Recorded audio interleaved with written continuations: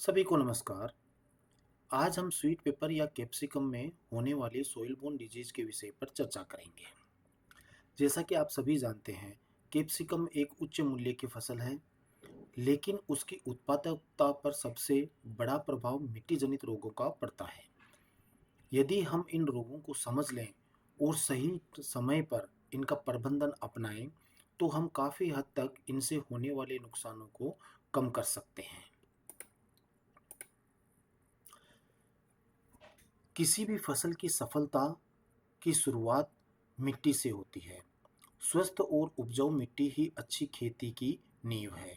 यदि हमारी शुरुआत मजबूत है तो उत्पादन निश्चित रूप से ही बेहतर होगा।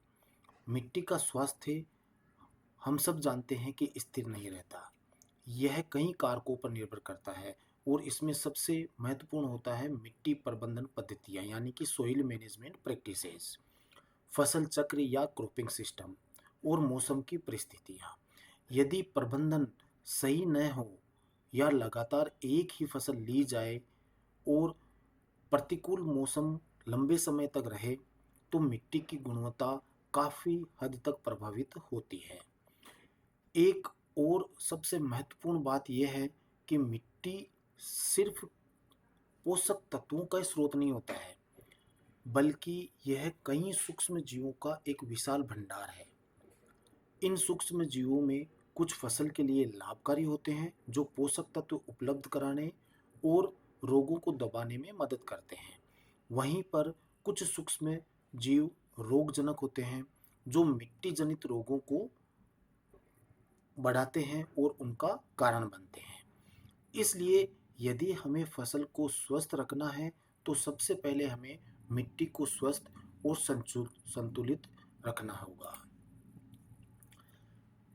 प्रोटेक्टेड कल्टीवेशन में अक्सर हम लगातार एक ही फसल लेने से मिट्टी में सोइल बोर्न पैथोजन की संख्या धीरे धीरे बढ़ती जाती है।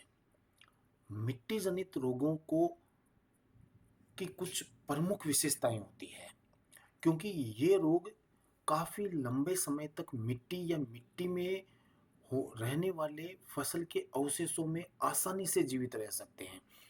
इसलिए इनको एक बार पैदा होने के बाद खत्म करना बहुत ही मुश्किल होता है। ये अगर एक बार स्थापित हो जाएं, तो फिर बहुत ही मुश्किल से हम इनको निकाल पाते हैं।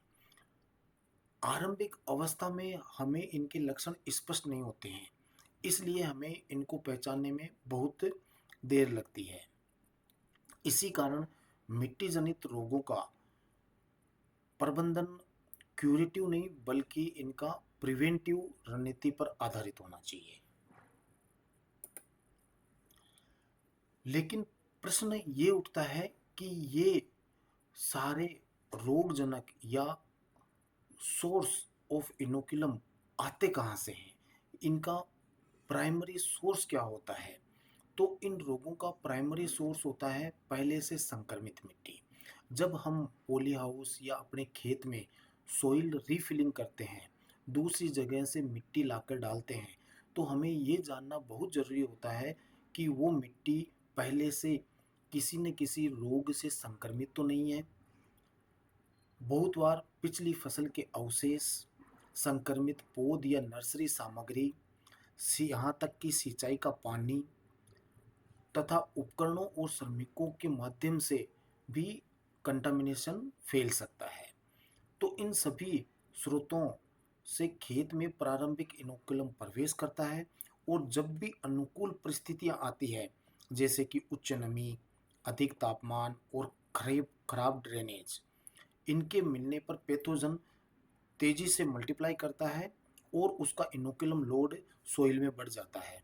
और फिर जब हम पौध रोपाई करते हैं, तो जड़ों के माध्यम से इनका संक्रमण शुरू हो जाता है। यही वह चरण है जहाँ से डिजीज साइकिल एक्टिव होती है और यदि समय रहते हुए हम इसका प्रबंधन नहीं करेंगे, तो ये रोग तेजी से पूरे पॉली हाउस या फिर खेत में फैल जाता है, जिसको फिर से निकालने में बहुत समय और मेहनत लगेगी। अब हम देखते हैं कि कैप्सिकम में कॉमन रूप से पाई जाने वाली सोइल बोर्न डिजीजेज कौन सी है? तो इसमें सबसे पहले आती है डैम्पिंग ऑफ, जिसको आप सभी लोग अच्छे से जानते हैं। दूसरी होती है ब्लैक लेग यानी कि कॉलर रॉट, जो होती है फाइटोप्थोरा की वजह से। तीसरा है स्क्लेरोसियम विल्ट, जिसे हम कहते हैं सडन विल्ट। फोर्थ नंबर पर आता है बैक्टीरियल विल्ट यानी कि राल्स्टोनिया विल्ट। फिर है रूट नोट निमेटोड। अब हम इन सबको एक एक करके अच्छे से देखेंगे। सबसे पहले आते हैं पीथियम या फाइटोप्थोरा से होने वाला डैम्पिंग ऑफ।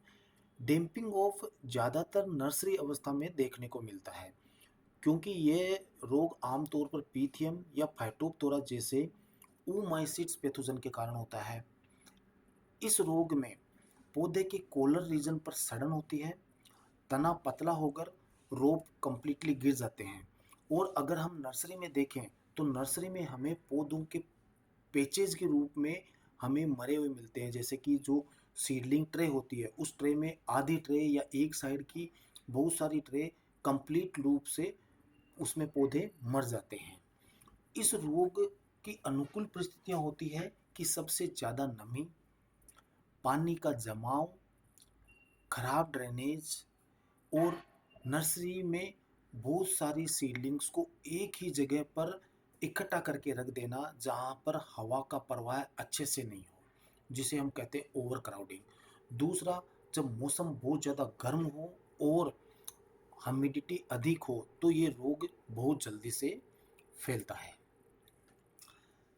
इस रोग का खेत में या पॉली हाउस में निवारण के लिए हमें पौधों की सिंचाई सुबह के समय में करनी चाहिए, ताकि और इवनिंग या लेट नाइट के टाइम में हमें सिंचाई को अवॉइड करना चाहिए, क्योंकि हम अगर ऐसा अर्ली समय में ही सिंचाई करेंगे तो उससे पत्तियों तथा मिट्टी की सतह पर रात के समय में पानी नहीं रहेगा, वो सूख जाएगा, जिसकी वजह से फाइटोप्थोरा और पीथियम के डेवलप होने के चांसेस बहुत ही कम हो जाते हैं। इसके अतिरिक्त सभी उपकरणों को नियमित रूप से साफ व कीटाणु रहित रखें। स्वच्छ जल एवं रोग मुक्त ग्रोइंग मीडिया का उपयोग करें। नर्सरी क्षेत्र में स्वच्छता बनाए रखें। इसके बायोलॉजिकल कंट्रोल के लिए ट्राइकोडर्मा, स्यूडोमोनास या फिर माइकोराइजा का उपयोग करें, जो कि नर्सरी स्टेज में बहुत ही लाभदायक होता है। इसके अतिरिक्त खेत या फिर पॉली हाउस में उचित जल निकास की व्यवस्था सुनिश्चित करें। अधिक सिंचाई से बचें और लंबे समय तक ड्राई भी नहीं रखें। बहुत बार ये होता है कि हमने 3-4 दिन तक पानी नहीं देते हैं और फिर सडनली एक बार बहुत ज़्यादा पानी देते हैं, तो इस अवस्था में भी डैम्पिंग हो बहुत जल्दी से फैलता है और आवश्यकता पड़ने पर उचित फफूंदनाशक का उपयोग करना चाहिए। दूसरी सोइल बोर्न डिजीज जो कैप्सिकम में आती हैं वो होती है कॉलर रोट यानी कि फाइटोप्थोरा रोट। फाइटोप्थोरा रोट भी एक गंभीर बीमारी है जो विशेषकर बारिश के बाद या हाई मॉइस्चर कंडीशन में फैलता है। इस रोग में जड़ एवं तने के आधार पर सड़न होना, पौधे का अचानक मुरझा जाना और ये फील्ड में बहुत तेज़ी से फैलता है। स्पेशली पॉली हाउस में जब टेम्परेचर थोड़ा कम रहे और ह्यूमिडिटी ज़्यादा हो तो ये एक रात में बहुत सारे पौधों को ये रोग संक्रमित कर सकता है। ये पैथोजन मल्टी साइकिल डिजीज है, यानी एक ही क्रॉपिंग सीजन में कई बार इन्फेक्शन कर सकता है।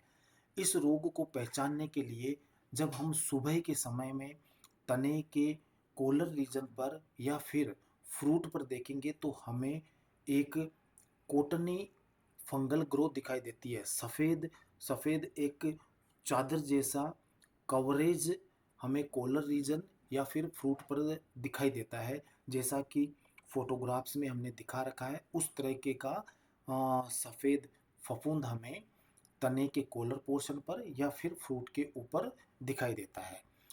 इस रोग को रोकने के लिए हमारे पॉली हाउस में अच्छी ड्रेनेज की व्यवस्था होनी चाहिए, वाटर लॉगिंग से बचना चाहिए, क्रॉप रोटेशन फॉलो करना चाहिए, कभी भी कैप्सिकम के बाद फिर से कैप्सिकम नहीं रखना चाहिए।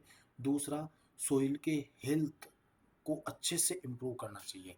इसके अतिरिक्त जैसे हमने पीथीएम के केस में बताया था कि रात के टाइम में या फिर इवनिंग के टाइम में सिंचाई करने से या वाटर रखने से, पानी छोड़ने से बचना चाहिए, क्योंकि अगर रात के समय मिट्टी गीली रहेगी तो इस रोग का आने की संभावना बहुत ज़्यादा बढ़ जाती है। इसी में जो नेक्स्ट सोइल बोर्न डिजीज है वो होती है सडन विल्ट, यानी कि स्क्लेरोसियल विल्ट। स्क्लेरोसियल विल्ट पॉली हाउस और नेट हाउस में इन दिनों में अत्यधिक देखी जाती है, क्योंकि ये गर्म और आर्द्र परिस्थितियों में गंभीर रूप ले लेती है और हमें एक सीरीज के अंदर प्लांट्स का सूखना या उनका विल्टिंग पॉली हाउस या नेट्स हाउस में दिखाई देता है। यदि हम इस रोग का समय पर उपचार नहीं किया करें तो 30 से 70% तक के उत्पादन में हानि हो सकती है। स्क्लेरोसियम विल्ट में पौधे का अचानक मुरझा जाना, आज हम देख रहे हैं कि पौधा ठीक है और कल आके देखें कि सडनली उसके अंदर विल्टिंग होना स्टार्ट हो जाता है। तने के जड़, गर्दन यानी कि कॉलर रीजन पर सफ़ेद रुई जैसा फफूंद, जो कि बाद में सरसों के दाने जैसे भूरे भूरे गोल कण हमें दिखाई देते हैं। पौधा अंततः गिरकर सूख जाता है। ये स्क्लेरोसिया मिट्टी में कई वर्ष तक रह सकते हैं। ये जो हम सरसों के दाने जैसे भूरे गोल कण देखते हैं इन्हें हम बोलते हैं स्क्लेरोसिया, और ये स्क्लेरोसिया मिट्टी में कई वर्षों तक जीवित रह सकते हैं और अनुकूल तापमान व नमी मिलने पर ये अंकुरित होकर माइसीलियम बनाते हैं, जो फिर से हमारे क्रॉप को इन्फेक्ट करता है। ये कवक जड़ गर्दन क्षेत्र से पौधे में प्रवेश करता है और संक्रमित पौधे के अवशेष पुनः मिट्टी में मिलकर इस रोग का चक्र कंटिन्यूअसली चलता रहता है। जब तापमान 25 से 35 डिग्री के बीच में हो और ह्यूमिडिटी बहुत ज़्यादा हो यानी कि उच्च आर्द्रता हो तो ये रोग अत्यधिक फैलता है। इसके अलावा भारी एवं जल भराव वाली मिट्टी, अधिक ऑर्गेनिक मैटर यानी कि जैविक अवशेष लगातार एक ही फसल इस रोग को बढ़ावा देते हैं। इसलिए इसको रोकने के लिए हमारा नेट हाउस और पॉली हाउस में प्रॉपर ड्रेनेज सिस्टम होना चाहिए। अगर हमें आरंभिक संक्रमित पौधे मिलते हैं तो उन्हें फसल में से तुरंत हटा देना चाहिए, क्रॉप रोटेशन को फॉलो करना चाहिए और जैसे हमने पहले भी बताया साल में एक बार अच्छे से सोइल सोलराइजेशन जरूर करना चाहिए। इसके अतिरिक्त जब हम बेड्स बनाते हैं पौध रोपाई के लिए उस टाइम में वो बेड्स रेज बेड होने चाहिए, सतह से थोड़े उठे हुए रहने चाहिए। हालांकि सभी लोग ड्रिप इरिगेशन का यूज़ करते हैं, लेकिन फिर भी हमें नियमित रूप से ड्रिप इरिगेशन ही उपयोग में लेना चाहिए। अत्यधिक पानी का प्रवाह नहीं करना चाहिए। इसके अतिरिक्त प्लांट की स्पेसिंग का पालन करना चाहिए। उसके अतिरिक्त डिजीज़ का कंटिन्यूअसली निगरानी रखनी चाहिए। जैविक नियंत्रण में हम ट्राइकोडर्मा का उपयोग कर सकते हैं। इसके ट्राइकोडर्मा को हम FIM या कंपोस्ट के साथ मिक्स करके रोपाई से पहले तथा रोपाई के बाद में भी डाल सकते हैं।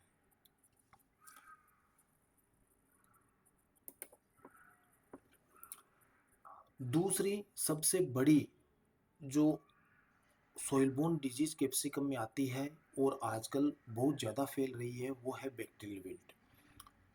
बैक्टीरियल विल्ट एक वेस्कुलर डिजीज है जो जाइलम के माध्यम से पानी के प्रवाह को प्रभावित करती है और उसकी वजह से पौधे का मुरझाना शुरू होता है। जब ये पैथोजन जाइलम वाहिकाओं में बढ़ता है तो वो पानी के आवाजाही को बिल्कुल अवरुद्ध कर देता है, जिसके कारण पौधा अचानक मुरझा जाता है और इस रोग का जो ये बैक्टीरिया है वो है मेनली है राल्स्टोनिया सोलिनोसियरम। ये एक ग्राम नेगेटिव बैक्टीरिया है जो कि सोइल में उपलब्ध रहता है। हम अगर हेल्दी सोइल भी लाते हैं तो उसमें भी राल्स्टोनिया प्रेजेंट रहता है। लेकिन जब हम एक ही क्रॉप को बार बार लगाते जाते हैं और सोइल का अच्छे से मैनेजमेंट नहीं करते हैं तब ये डिजीज बहुत अत्यधिक बढ़ जाती है।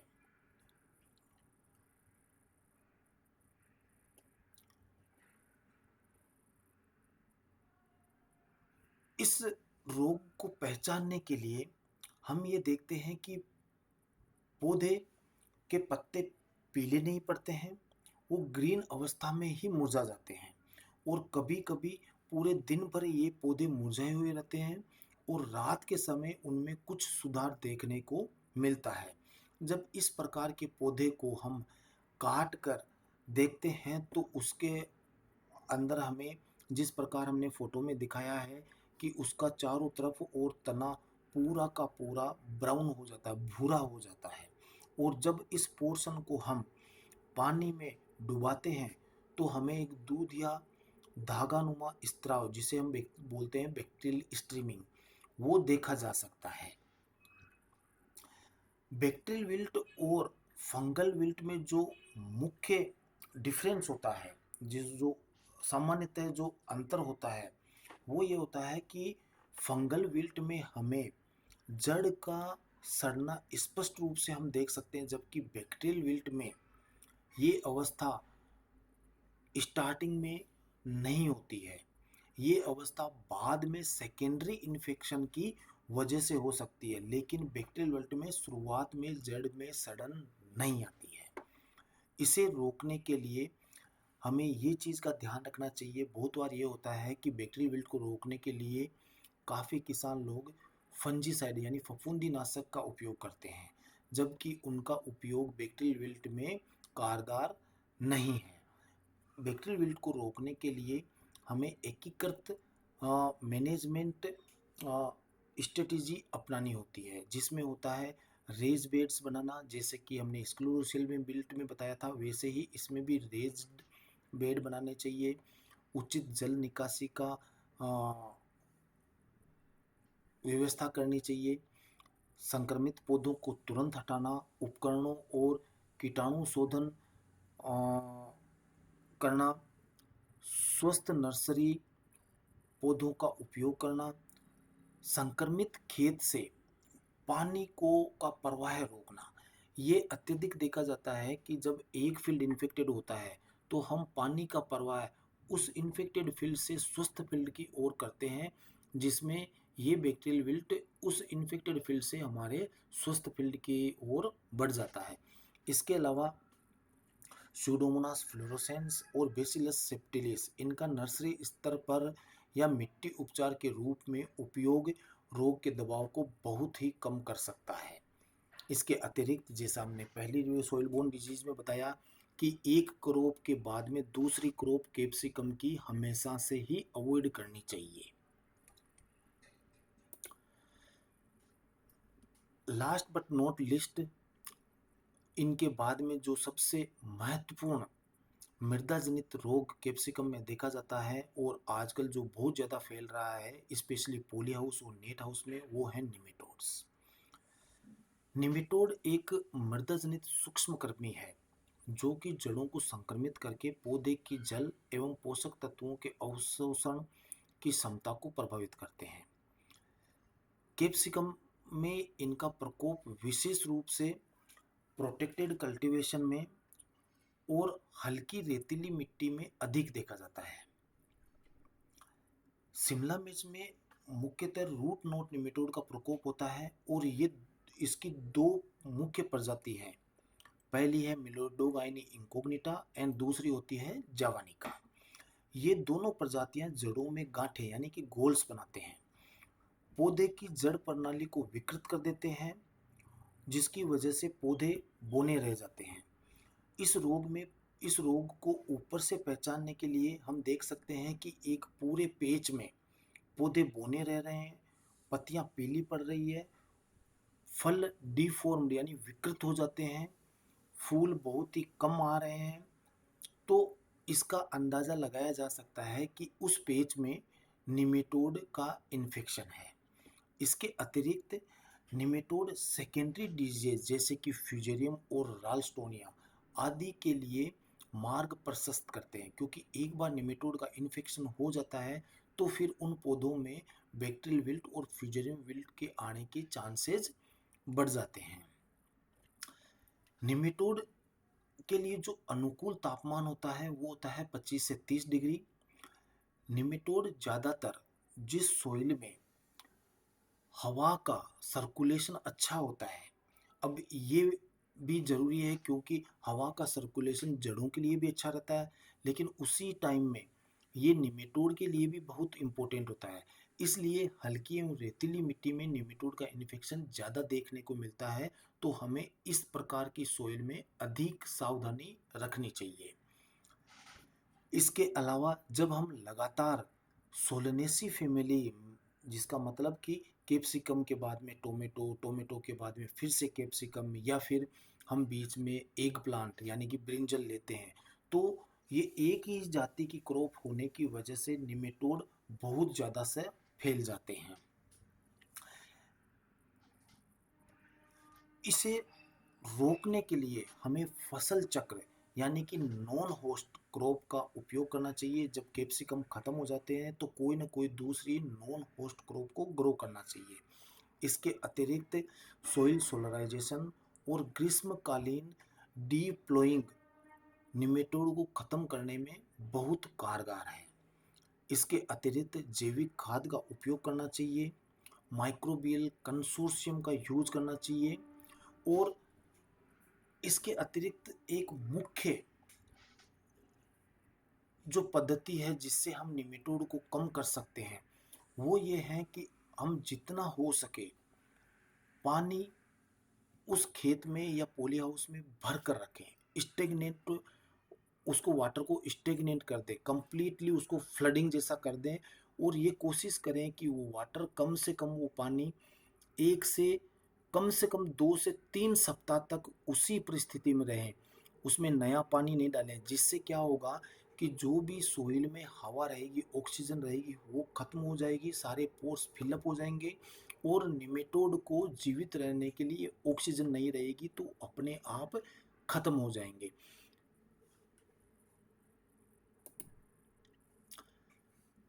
अंत में मैं यही कहूँगा कि सोइल बोर्न डिजीज़ का नियंत्रण केवल केमिकल अप्रोच से ही संभव नहीं है।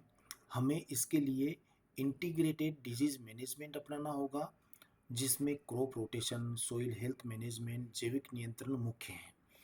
यदि हम प्रिवेंशन पर ध्यान देंगे तो हम कैप्सिकम की उत्पादकता और गुणवत्ता दोनों को सुरक्षित रख सकते हैं।